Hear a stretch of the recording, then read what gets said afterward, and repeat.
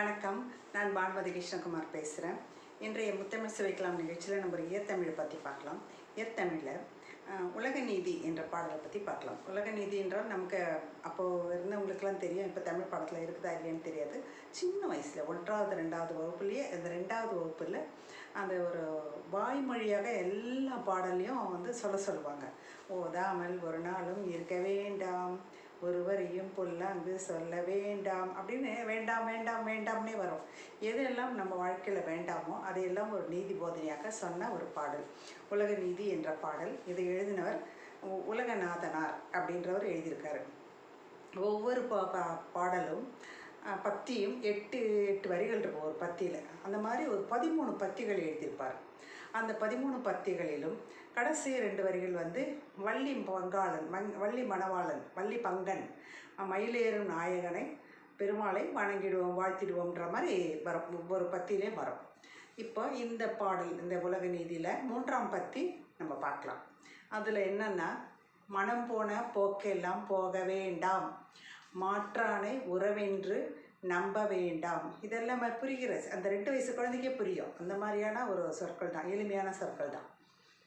மனம் போன போக்கெல்லாம் போக வேண்டாம், மாற்றானை உறவென்று நம்ப வேண்டாம், தனம் தேடி உண்ணாமல் புதைக்க வேண்டாம். பணத்தை தேடிட்டு அதை சாப்பிடாமல் அனுபவிக்காமல் புதைக்க வேண்டும். அந்த காலத்துலலாம் பேங்க் இல்லை இல்லையா, பாதுகாப்பாக இருக்கணும்னு சொல்லிட்டு புதையல் வீட்டுக்குள்ளே மண்ணுக்குள்ளே புதைச்சி வைப்பாங்க, யாருக்கும் தெரியாமல் இருக்கணும் அப்படின்ற மாதிரி. அது தனம் தேடி உண்ணாமல் புதைக்க வேண்டாம்னு சொல்கிறாங்க. தர்மத்தை ஒரு நாளும் மறக்க வேண்டாம். புதைச்சி வச்சுட்டு யாருக்குமே பயன் இல்லாமல் அது இருந்த இடம் கூட தெரியாமல் போயிடும். ஆனால் தர்மத்தையாவது 4 பேருக்கு பண்ணுங்க அப்படின்னு சொல்கிறாங்க. அது நமக்கு ஒரு முதலீடு மாதிரி. அருள் இல்லாருக்கு இவ்வுலகிலே, பொருள் இல்லாருக்கு இவ்வுலகிலே, அருள் இல்லாருக்கு அவ்வுலகிலேன்னு அந்த உலகம் போகிறதுக்கு அருள் ஒரு டிக்கெட், என்ட்ரன்ஸ் டிக்கெட்டு மாதிரி இந்த தர்மம். அதனால் அதை செய்யணுன்றத கருத்தை இந்த பாடலில் சொல்லியிருப்பாங்க. அப்புறம் சினந்தேடி அல்லலை தேட வேண்டாம், சினம் தேடி அல்லலையும் தேட வேண்டாம். சினம் கோபம் கொண்டு அதனால் பெரும் அல்லலை பட வேண்டாம், அதே நம்ம தேடி போக வேண்டாம். சினமும் வேண்டாம், அதனால் வரக்கூடிய அல்லலும் வேண்டாம் என்று சொல்கிறாங்க.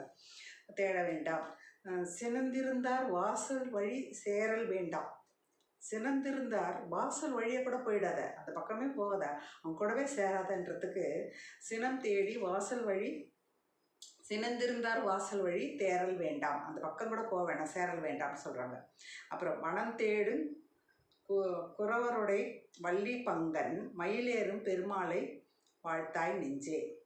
இந்த மயிலேறும் பெருமாள் முருகன், வள்ளியோட பங்கன், வள்ளியினோட பெஸ்ட் ஆஃப் சொல்கிறாங்க இல்லையா, அந்த மாதிரி பெட்டர் ஹாஃப் கூட அவர். வள்ளியோட பெட்டர் ஹாஃப் யாருன்னா முருகன். அவர் கூட மயிலேறும் பெருமாள் அவர் தான். வாழ்த்தாய் நெஞ்சே, அவரை வாழ்த்தி வணங்கு அப்படின்னு சொல்லிட்டு ஒவ்வொரு வரியிலும் அந்த ஒவ்வொரு பத்தியும் கடைசி 2 வரிகள் முருகனை துதி பாடக்கூடிய வரிகள். மற்ற 6 வரிகளும் நமக்கு நீதியை போதிக்கும் வரிகளை சொல்லி உலகநாதனார் எழுதியிருக்கிறார். மிக அழகான ஒரு பாடல். இதை கேளுங்க. நன்றி.